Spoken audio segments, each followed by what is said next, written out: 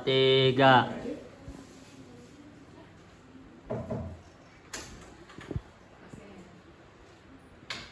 Assalamualaikum semuanya. Waalaikumsalam. Waduh, tampaknya bersemangat ya. Semangat. Alhamdulillah. Kali keduanya Ibu masuk di kelas 7B. Betul. Ibu ingin kita pembelajaran dibuka dengan bacaan bismillah bersama-sama dulu oleh ketua kelasnya Wisnu. Dipersilahkan. Oke teman-teman, sebelum kita memasuki pembelajaran bersama Bu Saskia, alangkah lebih baiknya kita berdoa terlebih dahulu. Berdoa dalam hati mulai. Berdoa selesai, beri salam.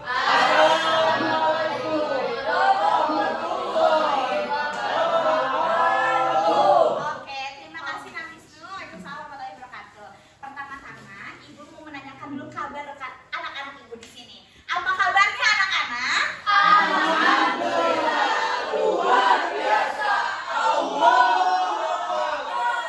Oke, tepuk tangan untuk kita semua. Oke, Ibu mau mengaksen anak-anak Ibu yang cantik dan ganteng ini tapi dengan cara yang berbeda. Coba Nak Endah dan Nak Kalisa boleh bantu Ibu ke depan? Oke, boleh Nak, ayo langsung ke depan. Iya, ini murid Ibu yang bongso. Dia adalah Asif Poli Pon. Oke, gimana sih Nak cara aksennya? Coba. Contohnya itu kita ketika dua tulisan kita menyebutkan nama dan menggerakkan ekspresi dari diri kita sendiri. Contohnya, mulai ya. 2, 3. Sasti, Endah, Kalisa. Nah, sudah mengerti anak-anak?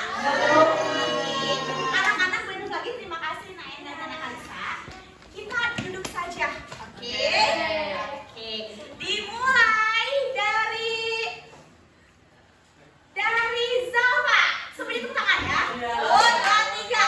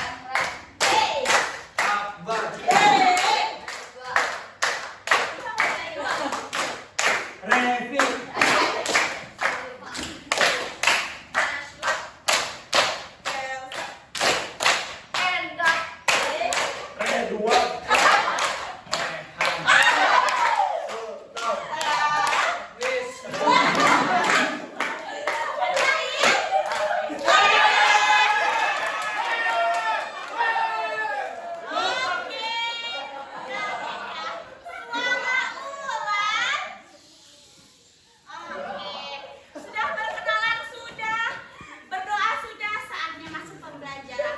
Minggu lalu Ibu Grace belajar apa waktu itu? SDA. Minggu lalu tentang sumber daya apa? Kita ulik lebih dalam, kita pelajari lebih dalam, karena kan pekan ini pekan UAS ya. Jadi ada penguatan dari Ibu Saskia.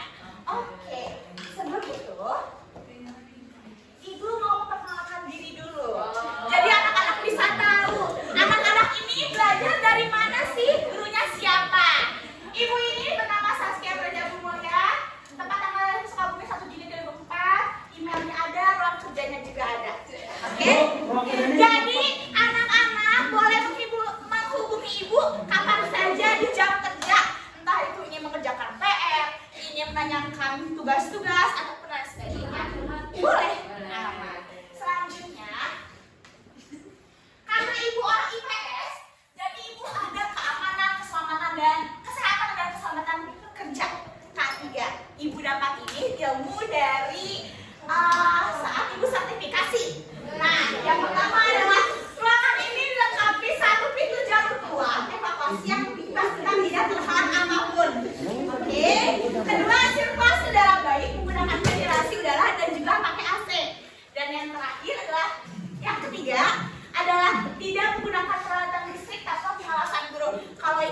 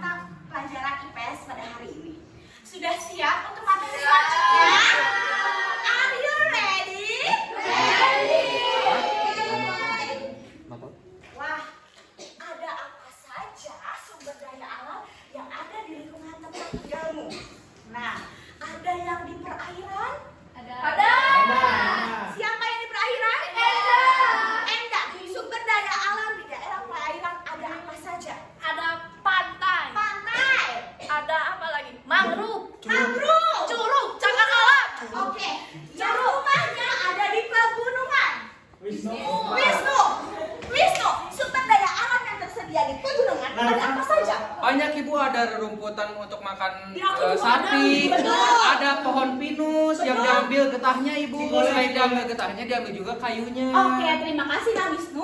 Dan yang terakhir adalah siapa yang tinggal di perkotaan? Aku di perkotaan.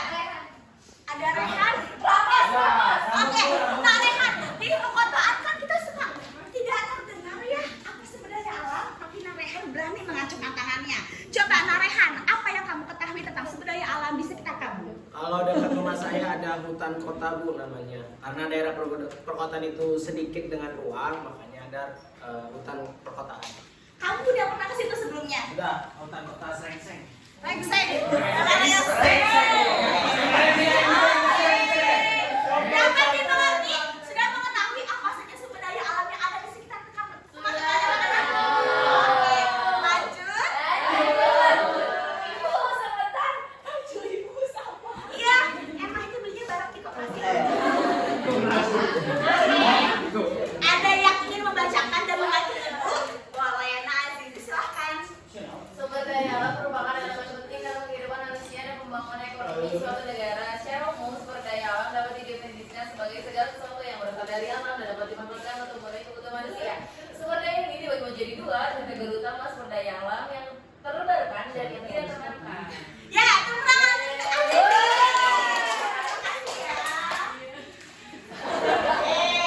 Selanjutnya ada apa ya? Apa ya? Apa ya? Wah, Aku tahu sumber daya alam terbarukan. yang terdengar di telinga anak-anakku terbarukan itu apa sih, Bu? Dapat dipahami. Dapat dipahami. Selain itu, Jumlahnya banyak. Jumlahnya terbatas. Jumlahnya tak terbatas. di orang. Oh, udah sama. Oke. Ada yang bisa menyebutkan? Aku. Contohnya. Aku. Oke. Angkat tangannya. Hitungan ke 10. Ya, banyak kan ya? Ya. 3 lagi. Oke. 3, 2, 1. Wah. Makan tulisannya. Silakan, Nak. Contohnya itu ada air, terus juga udara, Bu. Tanah. Air, tanah, udara, terus ada tempat juga. Baik. Terima kasih Nawahatku. Terima kasih, Bu. Oke. Selanjutnya ada apa ya? Lanjut. Sumber daya alam tidak terbarukan. Tidak terbarukan berarti jumlahnya tinggi. Tidak terbatas. Terbatas. Contohnya apa? Oke, tangan ke bawah semua. Ya, mulai. 10. 3, 2, 1. Oke, nah Hersa silakan. Wow. Gak salah. Ya, Umi, batu bara sama timah. Ya, tepuk tangan untuk Hersa. Ibu dikasih kamu enak, Ibu. Ya jangan. Waduh, napas sekali. Jadi ada berapa sumber daya alam? Ada yang bisa diperbaharui, ada yang tidak bisa diperbaharui. Lanjut. Lanjut. Pemanfaatan sumber daya alam. Ibu ingin ada satu putra yang membacakannya. Putra, putri, bumi, siliwangi. Putra. Oke, siap. Ibu tunjuk, kalian boleh bilang stop. Lagi, silakan baca. Saya mau lihat sih dulu sumber daya alam adalah proses pengambilan dan pengelolaan daya alam yang tersedia untuk berbagai kepentingan manusia seperti pertanian dan energi. Pengelolaan itu harus dilakukan secara terulang. Selain itu, pengambilan daya alam yang berkelanjutan juga penting untuk menjaga keseimbangan ekosistem sehingga generasi mendatang memanfaatkan sumber daya alam. Ya, terima kasih Narevi. Oke. Sudah tahu bagaimana cara memanfaatkan sumber daya alam? Sudah. Kalau air tidak boleh mencuci tisu. Limbah sampah tidak boleh ke sungai. Kalau udara tidak boleh membakar sampah. Samsul. Itu yang bakar sampahnya dia Samsul. Nah, oke. Kalau sumber daya alam yang tidak bisa diperlakukan, caranya gimana ya? Caranya gimana ya? Digunakan secara secukupnya.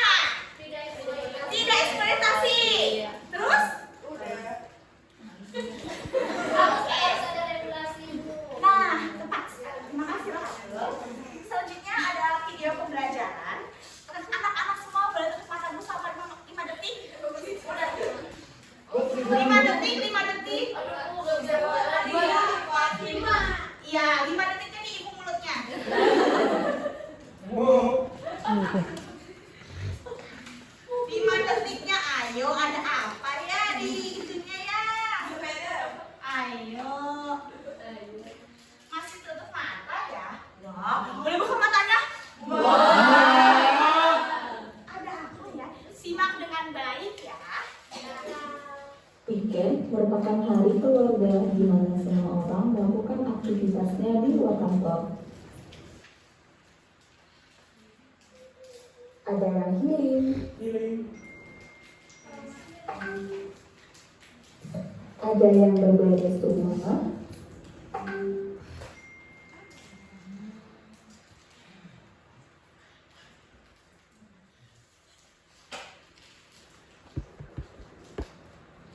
dan tidur sepanjang hari. Pada suatu hari di hari Minggu, Maitam sedang menjemur pakaian yang sudah dicucinya. Tiba-tiba muncul asap yang mengenai jemuran Maitam. Dengan kesal, Maitam pun melihat ke rumah sebelah melalui dinding pembatas rumah. Dan ternyata benar, si Udin sedang asik membakar sampah.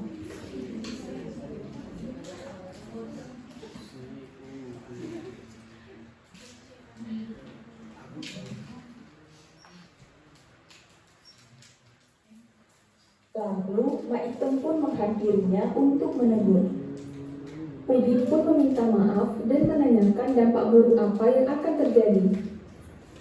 Lalu Maitem pun menjelaskan dampaknya yaitu udara di sekitar kita menjadi tercemar. Jika bahan kimia dari asap tersebut terhirup oleh manusia, maka akan menyebabkan batuk, sakit mata, sesak nafas, dan sakit kepala. Jika terus dibiarkan, dapat menyebabkan penyakit paru-paru hingga kanker. Oke, boleh tepuk tangan dulu sebentar anak-anak.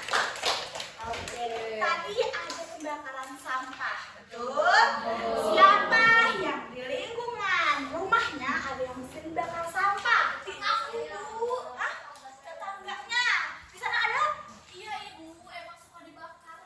Apa sih Endah dan Menantu dan juga Aslia ketika ada masyarakat yang bakar sampah, perasaannya gimana? Kayak ngebatu. Nah, terus jadi kejemuran bau, betul?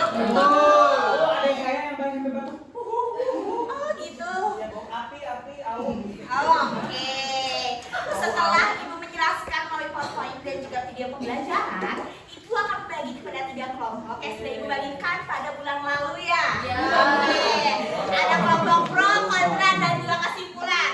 Kelompok pro, kelompok kontra,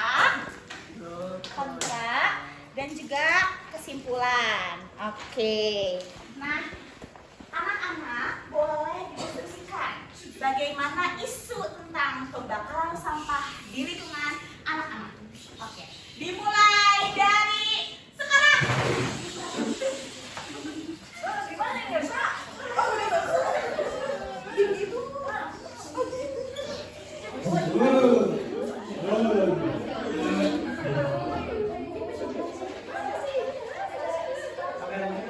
Oke, tampaknya sudah selesai. Oke, kelompok pro dan kontra boleh ke depan 1 orang untuk mewakili kelompok hasil diskusinya. Dan moderator akan Ibu pimpin. Oke. Boleh saling berhadapan tapi tidak berbarengan. Iya, sebelah sini. Sip. Perkenalkan dari kelompok mana? Perkenalkan, saya Ratu Islamnya dari kelompok pro.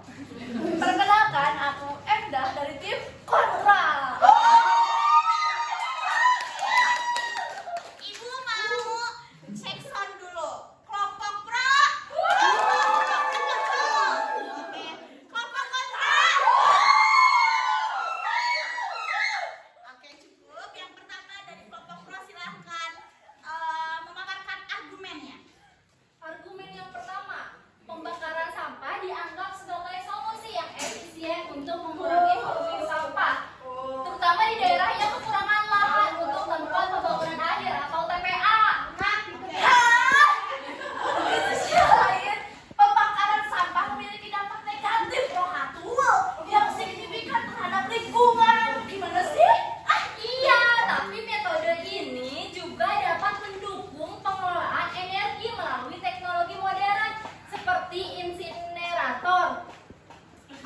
lagi. Terus yang mampu mengubah sampah menjadi listrik atau panas yang bermanfaat. Kata siapa? Nih, proses ini menghasilkan emisi gas rumah kaca Oh, enak. seperti karbon dioksida dan dioksin yang dapat mencemari udara. Gimana udara kita nanti tercemar?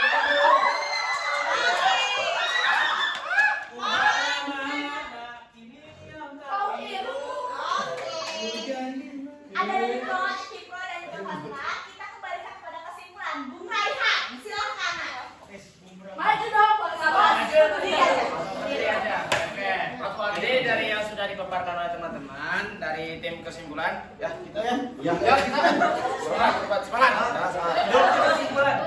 Dari kelompok 9 itu mengambil kesimpulan bahwa pembakaran sampah memang menawarkan solusi yang tepat untuk mengatasi masalah sampah, khususnya daerah perkotaan. Namun, dampak lingkungan, kesehatan, serta potensi pemborosan sumber daya dapat dijadikan metode ini itu sebagai metode yang tidak ideal. Oleh karena itu, pendekatan yang lebih berkelanjutan itu lebih mengarahkan kepada edukasi pengurangan sampah, daur ulang, dan lain sebagainya yang perlu diterapkan untuk mengolahkan sampah dengan lebih bijak. Oke. Oke.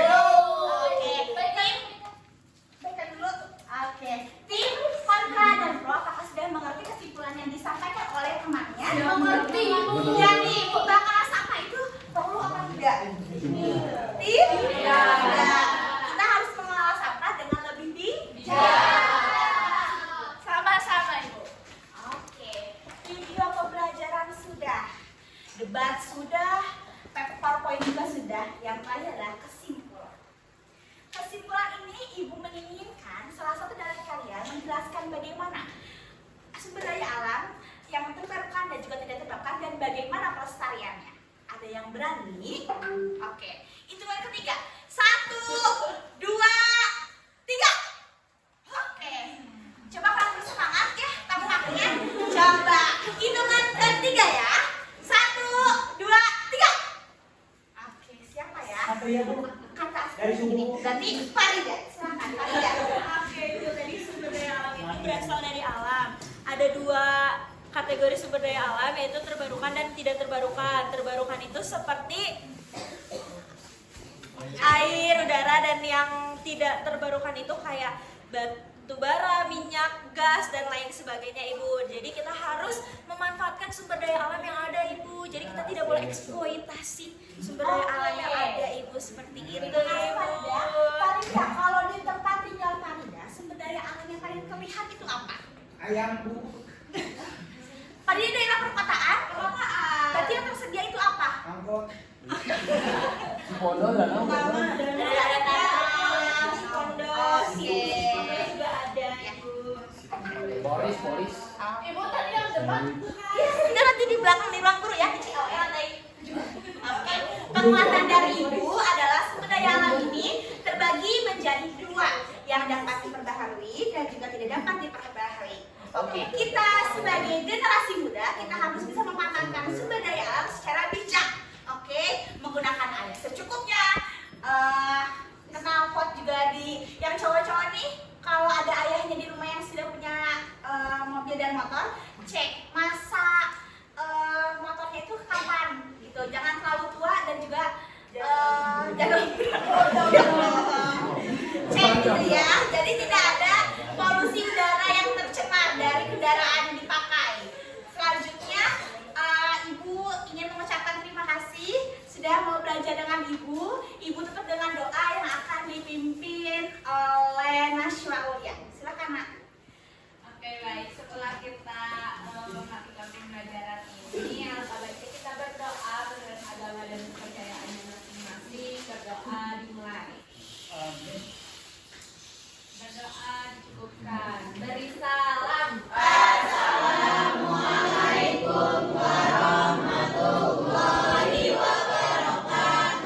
Ibu akhiri dengan mengucapkan terima kasih untuk semuanya. Selamat belajar dan makan puas.